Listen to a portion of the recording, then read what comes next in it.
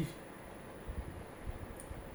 महाग्रेव्स case study किसानों को बाजार आधारित संस्था के रूप में संगठित करने के लिए शुरुआती सफल उदाहरणों में से एक है महाग्रेव्स, जिसे 1990s के दशक की शुरुआत में महाराष्ट्र में स्थापित किया गया था और बाद में इसे प्रोड्यूसर कंपनी के प्रारूप में पुनर्गठित किया गया। यद्यपि महाग्रेव्स 2002 के प्रोड्यूसर कंपनी कानून से पहले अस्तित्व में आया, फिर भी इसका संचालन मॉडल कोई शुरुआती एफपीओ पहलों के लिए प्रेरणा बना और सामूहिक विपणन के एक व्यावहारिक मॉडल के रूप में कार्य किया। महाग्रेव्स महाराष्ट्र के नासिक, सांगली, पुणे और सोलापुर जिलों की 16 अंगूर उत्पादक सहकारी संस्थाओं के संघ के रूप में स्थापित हुआ था। इसका मुख्य उद्देश्य था उत्पादन को इकट्ठा करना, गुणवत्ता को सुनिश्चित करना और यूरोप और मध्य पूर्व के बाजारों में सामूहिक रूप में निर्यात अनुबंध करना। भौतिक उपलब्धियां में 1990 के दशक से उत्तरार्ध और 2000 के शुरुआती वर्षों में महाग्रेव्स ने महाराष्ट्र को 2000 से अधिक अंगूर उत्पादक किसानों को समर्थन दिया। सालाना अंगूर निर्यात 2000 से 3500 मीट्रिक टन के बीच रहा, जिसका बड़ा हिस्सा यूरोपीय संघ को गया। संगठन ने पैक हाउस, कोल्ड चेन सुविधा और रेसिड्यू फ्री सर्टिफिकेशन सिस्टम में निवेश किया ताकि अंतर्राष्ट्रीय मानकों को पूरा किया जा सके। उसी अवधि में महाग्रेव्स का वार्षिक कारोबार 10 करोड़ से 15 करोड़ तक रहा। रिपोर्ट के अनुसार सदस्य किसानों को घरेलू बाजार की तुलना में 20 से 30% अधिक मूल्य प्राप्त हुए।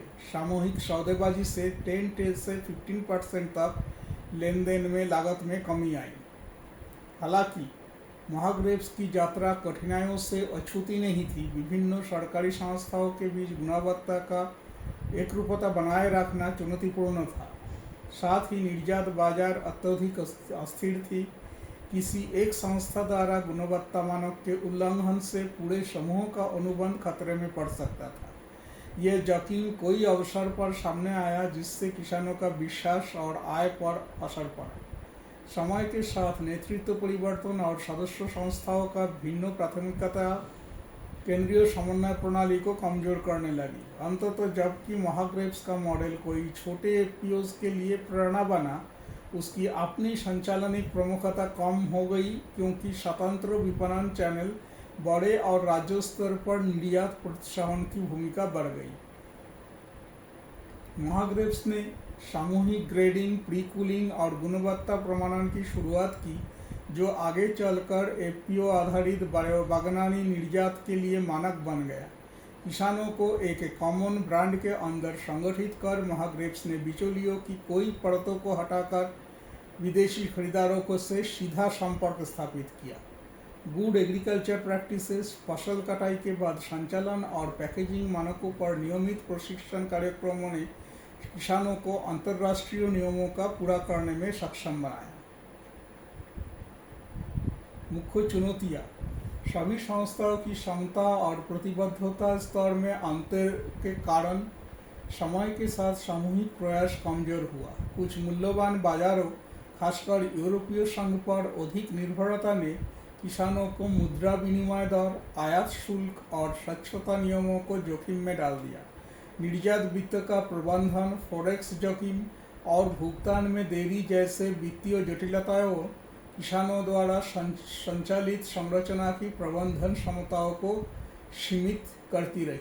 महाग्रेव्स ने ये सिद्ध किया कि अगर एक एकत्रीकरण, आधारभूत ढांचा और ग्रांट प्रणाली उपलब्ध कराए जाए तो छोटे किसान भी वैश्विक मूल्य श्रृंखला में प्रतिस्पर्धा कर सकते हैं।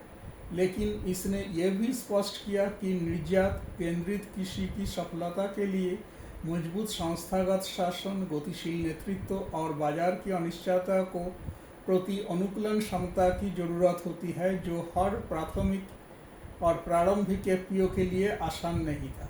आज महाग्रेव्स एक आदर्श उदाहरण इसलिए माना जाता है क्योंकि उसने परिपूर्णता नहीं बल्कि किसानों का बाजार के भागीदार के रूप में फिर से कल्पना करने की दिशा में एक साहसिक और व्यावहारिक प्रयास किया।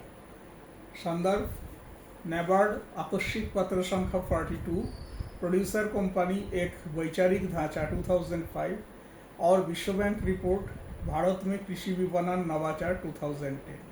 Thank you.